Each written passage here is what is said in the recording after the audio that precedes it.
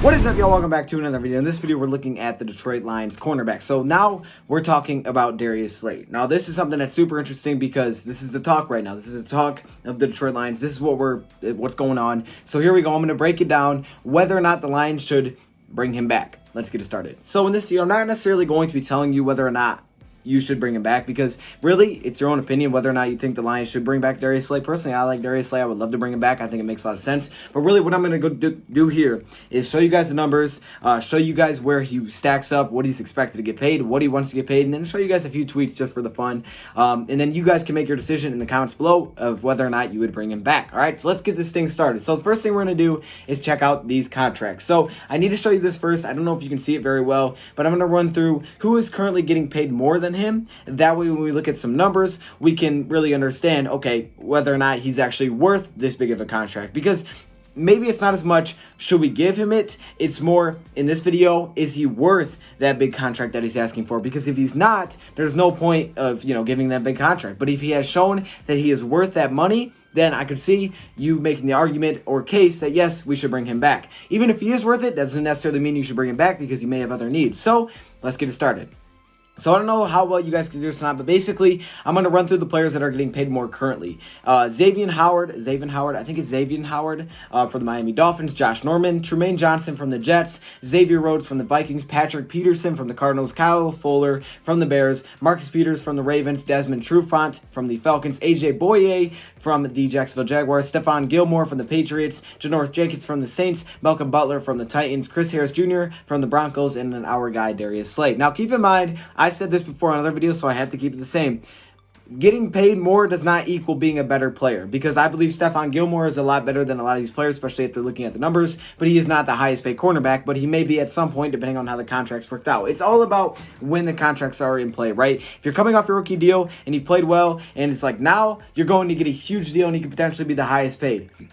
Now, if you're already on that deal and you're sitting there and, you're going to be off your deal and you're going to be 32, you're probably not going to get as big of a contract because of just the times. The salary cap keeps increasing, so, guys are getting paid more and everybody's setting a new level. I mean, you guys can see Jalen Ramsey super low on this list. I don't even know where Jalen Ramsey is. I'm pretty sure he's super, super low. But he's set to just completely top this like crazy. Right now, Xavier Howard topped it, and then Jalen Ramsey, when he gets paid after Darius Slay, will just top this like crazy. So, yeah, I mean, that's just how the market works out. So now you know who's above Darius Slay. Now let's take a look at those players above Darius Slay and compare them statistically. So again, I'm not trying to figure out whether or not we should re-sign him, but more, is he worth another big contract extension? Because he wants to get paid about $16 million. I think that's where it's at, about $16 million. He wants to be the highest paid cornerback right now, and I can understand that. It's actually not that bad. I'm really not mad at him for saying that because, hey, that's how the market works out. I can understand why he'd want to be the highest paid. Is he worth it? Is he at least better than most of these players? Because if not, it doesn't make any sense. So let's get through it.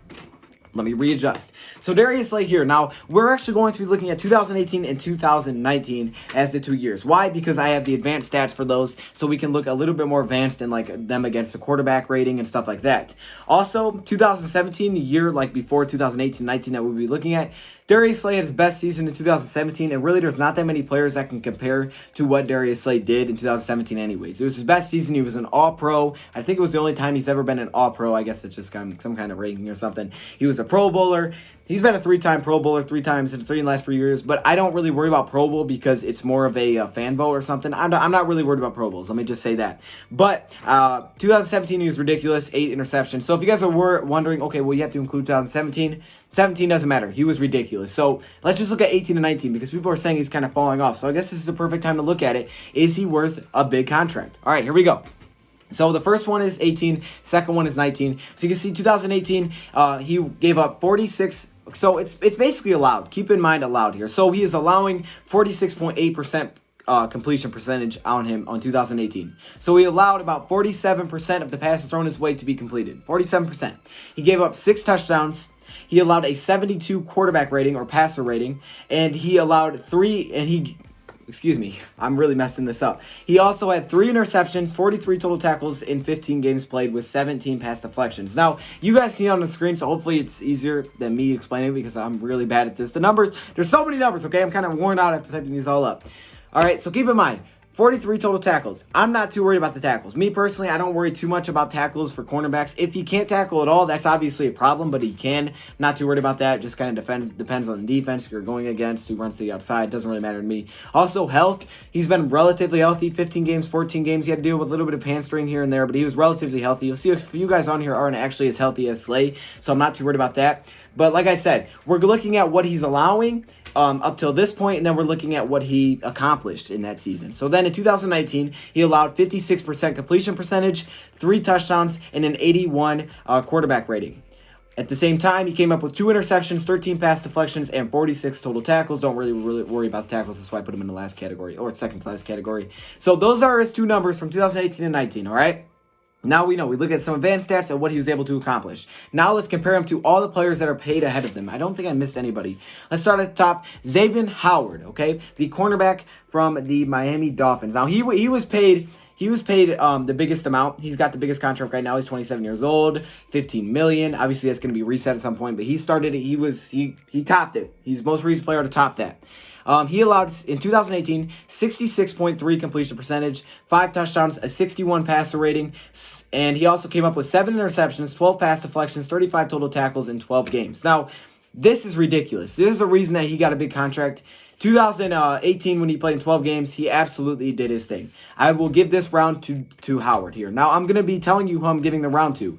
You'll see who gets the round every time. In this case, Howard gets the first round. I mean, it was ridiculous. Look at these numbers, guys. 7 interception in 12 games. He allowed a lower passer rating. He allowed 1 less touchdown. He allowed a higher completion percentage, but everything else he pretty much has except for pass deflections. I still think this round should go to Slay. Howard. You can give it to Slay if you want, but I'm giving it to Howard. Passer rating to me is really the biggest thing because, that's just kind of combining everything together. So I think that's the biggest stat to look at. 2019, Howard allowed a 65.4% completions, 3 touchdowns, 117 pass rating, which is a huge dip. He got 1 interception, 4 pass deflections, and 17 total tackles, but you got to keep in mind he only played in 5 games. Now, that can't go against Darius Slay. I can't say, oh, you played in 5 games, doesn't count. It still has to count because being healthy is a factor. We know that being Lions fans. Health is a very big factor. So I got to give this round to Slay, not only because of the health, but because of the huge pass rating compared to Slay's 81.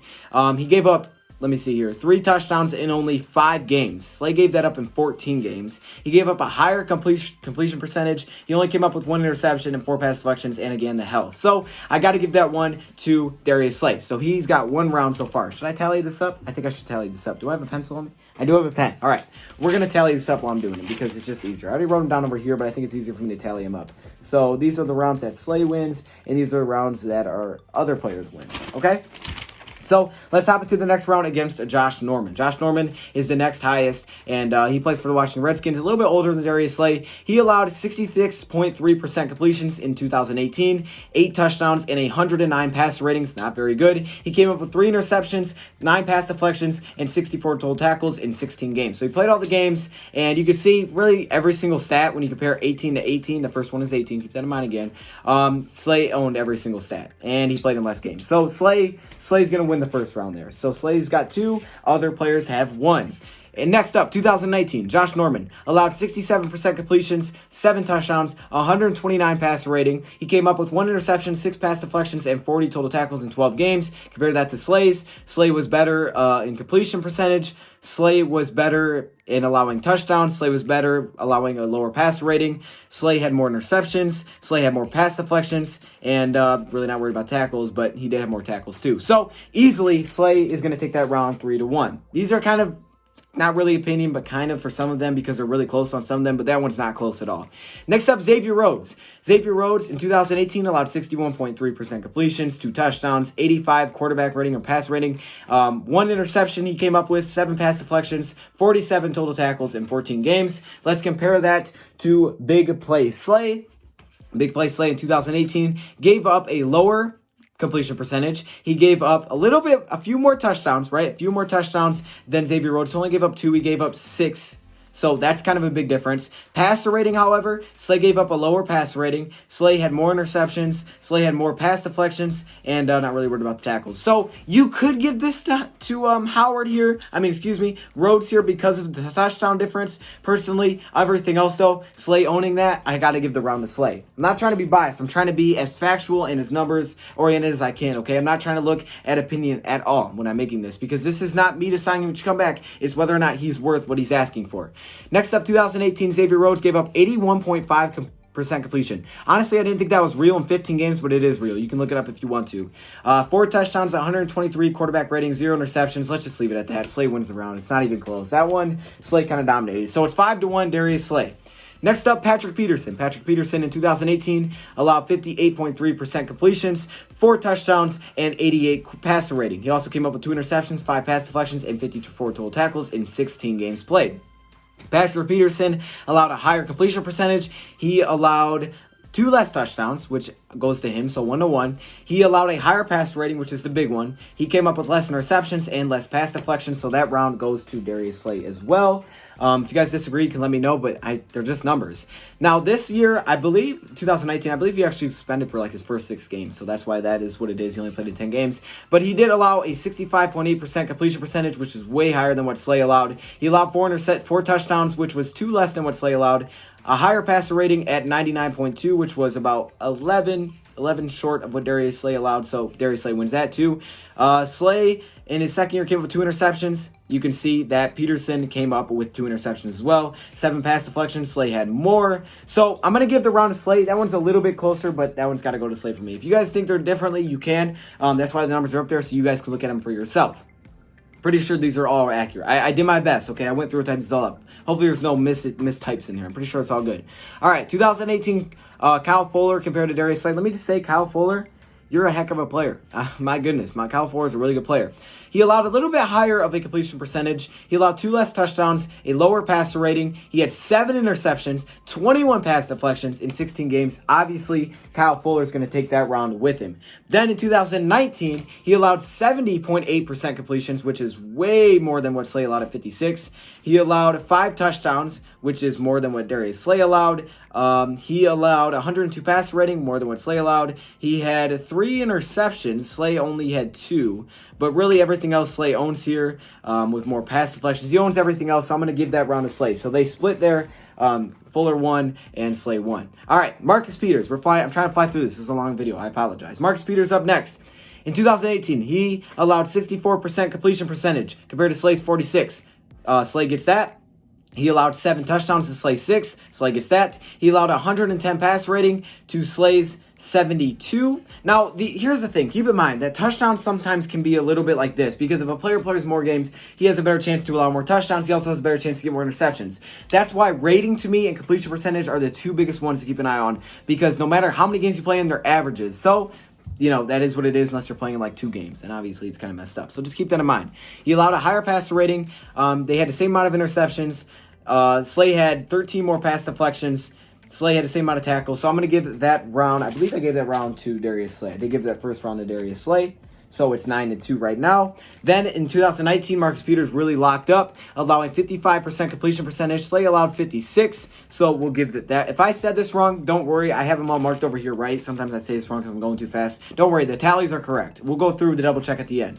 So 55% completion, which is a little under what Slay allowed. 5 touchdowns. Slay only allowed 3, so Slay gets that. But 71 pass rating. Slay allowed an 81 pass rating. He came up 5 interceptions. Slay only came up with 2. And 10-13. I still got to give that round, though, to Marcus Peters. I feel like Peters was definitely the better player there. So right now, the unofficial tally is 9-3. All right, now we're going to have to go up and down for this one, so this should be fun. Next up, Desmond Trufant. Desmond Trufant for the Falcons in 2000 and... Hold up, maybe I can just... Okay, we're good. Desmond Trufant for the Falcons in 2018 gave up 59% completion percentage. Slay gave up 46. 3 touchdowns. Slay gave up 6, so 1-1 right now. Passer rating, he gave up a higher pass rating by about 16 points than Darius Slay. He came up with no interceptions. He did come up with 12 pass deflections, but you can see Slay had more. So Slay's going to get the first round there against Desmond Trufant. Hopefully I'm on the right side here. Desmond Trufant. So we got the first one. So right now it's 10-3 unofficially. Next up, 2019. So we're comparing year by year. Keep that in mind. I'm not going 18-19. 19-19. He gave up 66% completion percentage. Slay gave up 56. Slay gets that. He allowed 4 touchdowns. Slay allowed 3. Now, keep in mind, he only played in 9 games, so don't look too much into the touchdowns there. More the percentages here. He allowed 101 passer rating to Slay's 81. He came up with 4 interceptions. Slay only came up with 2, so that's kind of a big deal. 4 interceptions in 9 games. 7 pass deflections. Slay came up with 13. Not really interested in these too much. I'm going to give it to Slay because of the passer rating. Pretty close. Honestly, pretty close. And the completion percentage. I'm going to give that one to Slay as well. Keep in mind, guys, it doesn't have to be perfect on who I pick and who the round goes to. It's just kind of seeing, okay, does Slay even deserve to be in this group, first of all? From what you can see so far, yes, he's clearly in this group, and I think he's on the top portion of this group, okay, especially with being healthy relatively. Next up, AJ Boye. AJ Boye in 2018, 63.6%. Slay's better, obviously. Then he gave up 0 touchdowns, which is the one thing that he has on Slay very highly here. Slay gave up a little bit less of a passer rating. Slay had 3 interceptions to his 1. Slay had 17 pass deflections to his 8 in 2 more games, so keep that in mind. This one's hard. I feel like Slay's got to get it, because he did allow a lower completion percentage and a lower passer rating. Hold up, I'm looking at the wrong one. My fault. He did allow a lower completion percentage and a lower passer rating. He did allow the same amount of touchdowns. I feel like Slay's got to get this. Am I looking at the wrong player? Hold up, y'all. I think I'm looking at the wrong player. Who are we doing? We're doing AJ Boye. Okay. Hold up, just forget that whole part. I'm so sorry. I confused myself. This is why I'm going back. This is why you can see it, so you can laugh at me. You're probably like, no, you're wrong, you're wrong. I'm sorry, I'm looking at the wrong. Okay, this year, restart. Slay allowed a lower completion percentage. However, Boye did not allow a touchdown. He did play in 13 games, which is 2 less than Slay. He allowed just higher of a passer rating, so Slay gets that by a little bit. This one's really close. The interception Slay had 3. I'm going to give the first round. Who did I give it to? I think Slay's got to get the first round. It's really close, though, so you can give that to Boye if you want to. Then in 2019, allowing 65%, Slay allowed 56. That goes to Slay. He allowed 3 touchdowns. Same there. They both played, so he played 14 games. They both played in 14 games. So this one lines up really well. He allowed 101 passer rating. Slay allowed 81, so Slay gets that one. Slay had 2 picks to his 1. Slay gets that one. He had more pass deflections. So Slay's going to take the second round pretty well. The first round, though, you can make an argument that, Boye won that one. All right, here we go. Stephon Gilmore. Now, let me just say this. Gilmore is an absolute beast. I'm just saying. What I've learned from this, I knew Gilmore was good, but after looking at his numbers, he's really good. He allowed 48.4%. Slay allowed 46. So you can see Slay got that one actually by a little bit. He allowed 5 touchdowns. Slay allowed 6. These are very close. 73.9 rating. Slay allowed a 72 rating, which Slay's a little bit ahead here. Slay had 1 extra pick. 20 pass deflection, 17. I'm gonna give that first round to Slay, but oh my goodness, was it tight. It's tight, y'all. Gilmore's really, but that just tells you the level that Slay was on in 18. Now, what was he on in 19? Well, Gilmore just locked up. So, allowing 50% completion, Slay allowed 56, goes Gilmore. He allowed 0 touchdowns in 16 games. Slay allowed 3. A 44 pass rating. Let's just stop right there. Gilmore gets the point. A 44 pass rating? Yeah, that's easy. All right. I think we're almost done here. We got a couple more. So these we're going to have to go up and down for, so hopefully we'll just fly through these. I can kind of just tell you. You guys can just look at the numbers here. Just look at the numbers. I'm going to tell you how I rank these. That way, I don't have to go back and forth, make it confusing. Basically, Slay got Butler both times, as you can see by the numbers. I think that's fair. Then I had him beat out Chris Harris both times as well. And he split with Janoris Jenkins. So 20-4 is your unofficial tally count. The tallies don't matter too much, but I think what we see from this is that Slay obviously is in the conversation for one of the top cornerbacks in the league, even though he's degressed a little bit from 2017. And yes, 2017 was an all-pro level year, and I think that's why after seeing 2018-19, you're like, yeah, he's degressing. But I think it was really just 17 was so great. It's going to be so hard to match that. Also, keep in mind, there are other factors like pass rush and stuff, but we didn't get that. So even with that against him, Slay still balled out. He was healthy for the most part. I think he does deserve a new. He not deserves necessarily. I think he is eligible. It is okay to pay him a huge amount. Now, do you as Lions fans want to pay him the highest paid cornerback at most likely $16 million a year? Personally, I would be okay with it, knowing that we have to win, and I'd like to keep him, comfortable. I don't think he's too old, and I think after looking at the numbers, he could be good with it. Obviously, Slay thinks he wants to get paid a lot more. So you guys let me know in the comments below whether or not you would pay him. That's up to you, okay? There's really no right or wrong answer. But as you can see, he definitely is up there to be considered as one of the top cornerbacks in the league. Hopefully that wasn't too confusing. If I messed anything up, let me know in the comments below. Thank you for watching, and I'm out.